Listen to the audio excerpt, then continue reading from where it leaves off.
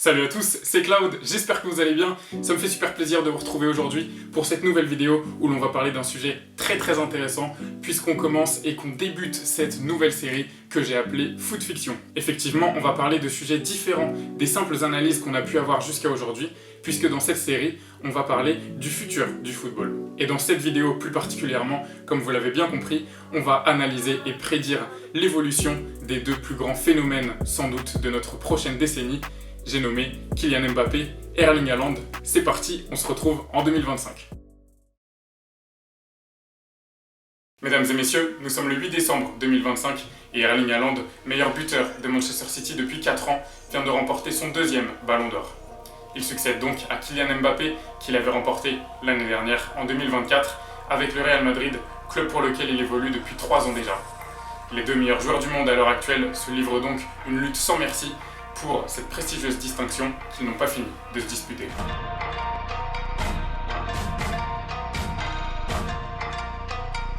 I gotta keep my calm while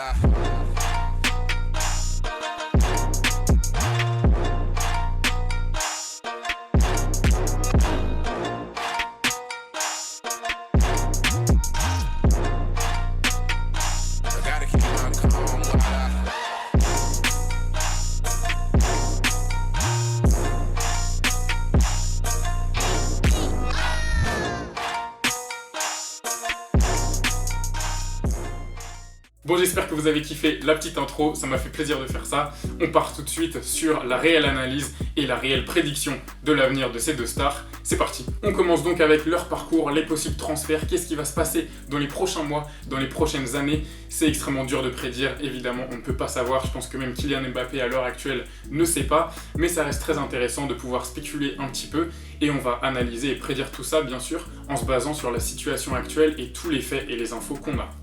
Pour Kylian Mbappé, premièrement, on sait qu'il pourrait complètement rester au PSG puisque tout se passe bien à Paris. Il y a Neymar qui va sans doute rester, peut-être des arrivées pour renforcer l'équipe, peut-être aussi une grosse performance du Paris Saint-Germain en Ligue des Champions qui pourrait convaincre Mbappé de rester plus longtemps. Pour les départs, on a entendu des rumeurs côté Liverpool où il pourrait intégrer le trio ou même remplacer un des joueurs du trio de Jürgen Klopp.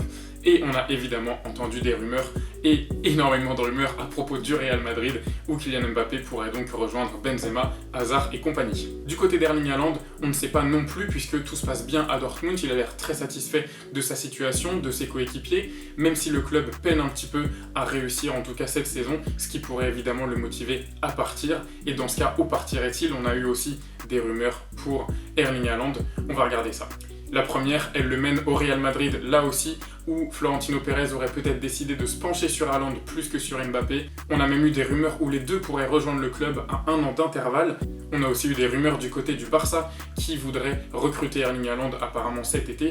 Et enfin des rumeurs côté Manchester City où beaucoup de supporters l'attendent puisque le père d'Erling Haaland a aussi joué à Manchester City. Mon avis là-dessus, c'est que Erling Haaland ne peut pas rejoindre le Real Madrid maintenant. Benzema est encore en pleine forme et il est surtout sous Zidane. Zidane ne sortira jamais Benzema de l'effectif, blessure ou pas, fatigue ou pas, 34 ans ou pas. Benzema jouera quasiment tout le temps et Zidane ne le remplacera jamais par Haaland. Donc ça semble compliqué. Au niveau du Barça, les transferts sont très tendus puisqu'ils sont complètement endettés. Il y a très peu de budget transfert, donc je vois pas comment le Barça pourrait recruter Haaland à 150 millions. Mais du côté de City, ça semble beaucoup plus faisable. Donc pour mes prédictions finales, je pense qu'Erling Haaland va aller directement à Manchester City cet été, donc en 2021, puisque Dortmund ne lui permet plus d'aller chercher les titres et le prestige et les trophées dont il a besoin pour son avenir. En plus de ça, on sait que Manchester City a besoin d'un meilleur neuf que Gabriel Jesus et Agüero. On sait que Guardiola dispose d'un milieu extrêmement créatif qui n'attend qu'Erling Haaland finalement pour réussir et marcher encore plus sur l'Angleterre et l'Europe. Pour Mbappé, je pense qu'il va rejoindre le Real Madrid. Ça semble presque une affaire conclue déjà, tellement le club et le joueur veulent tous les deux cet accord. Mais à mon avis, ça arrivera d'ici 1 an, donc presque 1 an et demi, donc à l'été 2022. Puisque le Real Madrid a besoin de se reconstruire. Mbappé est toujours dans une situation très confortable à Paris et je le vois donc rester une saison de plus avant de filer au Real et de prendre un peu plus d'ampleur. Pour terminer sur le parcours de ces deux joueurs dans les 5 prochaines années, je voulais ajouter un petit point sur le Ballon d'Or. Et évidemment, on sait que Messi et Ronaldo sont encore à un très bon niveau, mais sur les 5 prochaines années, à l'heure actuelle, je ne vois pas beaucoup de joueurs capables de concurrencer Mbappé et Haaland dans la course au Ballon d'Or, et j'ai bien dit sur les 5 prochaines années. On a encore Neymar qui a juste 29 ans, Kane qui est encore plutôt jeune, on a aussi les plus jeunes, c'est-à-dire Sancho, Joao Félix, à la limite d'autres jeunes, mais qui n'ont pas encore le niveau de Mbappé et Haaland. Donc je vois bien Kylian et Erling remporter un Ballon d'Or chacun d'ici la fin de 2025 au moins. Concernant leur jeu, l'aspect tactique, technique, les déplacements, tout ça, je trouvais ça extrêmement intéressant d'essayer d'analyser et de regarder comment ils vont évoluer et surtout comment ils peuvent et doivent évoluer à l'avenir. Pour Mbappé, je le vois évoluer un peu comme CR7 l'a fait, il est actuellement ailier gauche, il a beaucoup de gris-gris, beaucoup de dribbles qu'il pourrait limité dans son jeu, il pourrait rendre son jeu un peu plus propre, un peu plus efficace comme Ronaldo a appris à le faire et c'est donc le premier point pour Kylian Mbappé. Ensuite, je pense aussi qu'il doit améliorer sa finition, tout comme les très bons ailiers qui se recentrent doivent le faire. Mbappé doit apprendre à marquer plus de buts, planter plus d'occasions, être un petit peu plus réaliste, ce serait encore plus fort pour lui et ça lui permettrait d'atteindre un stade encore plus supérieur. Un autre point qui est important, ce sont les frappes de loin. On sait que son idole Cristiano en marque énormément et Mbappé a fêté ses 100 buts pour la petite stat en décembre 2020 et sur ces 100 buts, combien ont été marqués à l'extérieur de la surface? Uniquement 3, 97 buts ont été marqués à l'intérieur de la surface. C'est bien sûr incroyable, il a des stats phénoménales, mais s'il veut marquer encore plus de buts, tenter de loin en travaillant sa frappe, ça pourrait être très intéressant pour lui. Maintenant, je vais parler de 2 points très importants pour les 2 joueurs. Erling et Kylian doivent bosser sur cet aspect-là. Le premier, ce sont les pénaltys. En effet, pour la petite stat, là aussi, Mbappé a tiré uniquement 11 pénaltys dans sa carrière. Il en a marqué 9, donc pas de souci. Erling Haaland a tiré 13 pénaltys dans sa carrière, marqué 12, pas de souci non plus.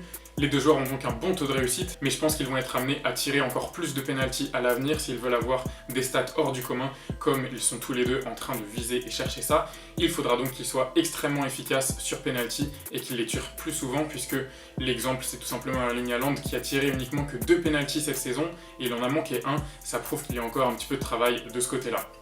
Autre point, c'est la gestion des petits espaces pour ces 2 joueurs qui ont une très grosse vitesse. Bien sûr, ils peuvent l'exploiter et ils pourront l'exploiter au Real, à Manchester City ou dans d'autres clubs, dans d'autres championnats. Mais ces championnats jouent quand même avec des défenses plus basses, plus resserrées, où il faut être meilleur dans les petits espaces et Kylian et Erling doivent bosser un peu plus sur leur technique, sur leur conduite de balle et sur leur déplacement aussi à l'intérieur de la surface, surtout pour Mbappé qui n'a pas non plus l'instinct d'un numéro 9 comme peut l'avoir Erling Haaland par exemple.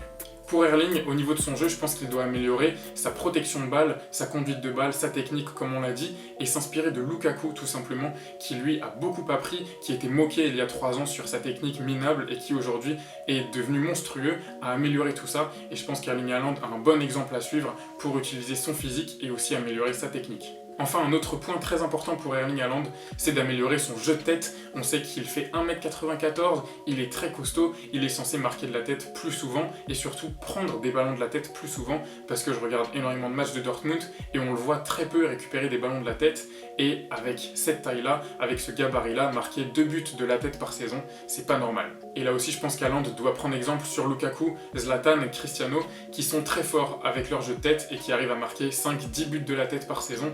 Ça va être très important pour Erling s'il veut booster ses stats encore plus. Voilà pour le côté technique. Au niveau tactique, il y a un peu moins de choses à dire, mais je pense qu'Erling Haaland peut toujours exploiter sa vitesse et ses appels tranchants comme il sait le faire, même à Manchester City, même en Premier League, et il pourra aussi et devra aussi s'adapter aux petits espaces comme on l'a dit et surtout comprendre tous les systèmes de passe, tous les systèmes de jeu, les attaques assez complexes de Guardiola pour pouvoir s'implémenter parfaitement dans le style de jeu de Manchester City et imposer tout simplement sa loi en Premier League. Pareil pour Mbappé, s'il rejoint le Real, il faudra qu'il apprenne à décanter des situations qui sont parfois assez fermées avec une défense très basse, très resserrée, comme on le voit très souvent en Liga. Et là aussi, il faudra être meilleur dans ses déplacements, il faudra être plus tranchant dans ses courses, plus intelligent aussi dans la surface, mais ça semble complètement possible pour ces 2 joueurs d'atteindre un très bon niveau à l'avenir. Ils sont déjà sur un très bon chemin. Un petit point global sur leur avenir et sur leur carrière maintenant. Évidemment, c'est très dur de tout tracer, c'est très dur aussi de ne pas s'emballer quand on voit de tels talents à un si jeune âge, mais je pense que ces 2 joueurs-là peuvent marquer l'histoire du football et peuvent réussir à évoluer aussi avec leur temps, avec leur âge, avec leur époque. Je pense que Kylian Mbappé pourra se recentrer comme Ronaldo l'a fait. Je pense qu'Haaland pourra améliorer sa technique et son jeu comme Lukaku l'a fait par exemple. Et que ces deux joueurs-là pourront sans doute marquer la prochaine décennie, comme on espère et comme on l'attend avec impatience. Mais les questions qui subsistent sont évidemment jusqu'où iront-ils? Pourront-ils marquer le football de leur empreinte autant qu'on l'espère? Marqueront-ils l'histoire de ce sport autant que des Messi, Ronaldo, Maradona, Zidane l'ont fait? On peut se donner rendez-vous dans 15-20 ans à la fin de leur carrière pour observer tout ça avec un œil sans doute bien différent de celui qu'on a à l'heure actuelle. J'espère que cette vidéo vous aura plu en tout cas, j'espère que le principe de cette série vous intéresse et vous paraît très sympa.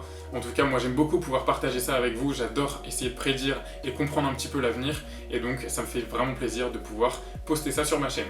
Je voulais aussi vous dire un immense merci pour tout le soutien que vous m'avez apporté depuis le début, ça me fait vraiment chaud au cœur et ça me motive énormément à continuer. On va bosser pour améliorer tout ça, pour améliorer encore plus le contenu de mes vidéos. Vous pouvez compter sur moi et en attendant, moi je compte sur vous pour partager, liker, mettre un commentaire, mettre la cloche, tout ce que vous voulez. Ça m'aiderait énormément si vous pouviez me soutenir de cette manière. Je vous demande rien d'autre, mais c'est un énorme soutien déjà et c'est la meilleure chose que vous pouvez m'apporter. En tout cas, on se retrouve très vite pour de nouvelles vidéos. Portez-vous bien, c'était Cloud et à très bientôt.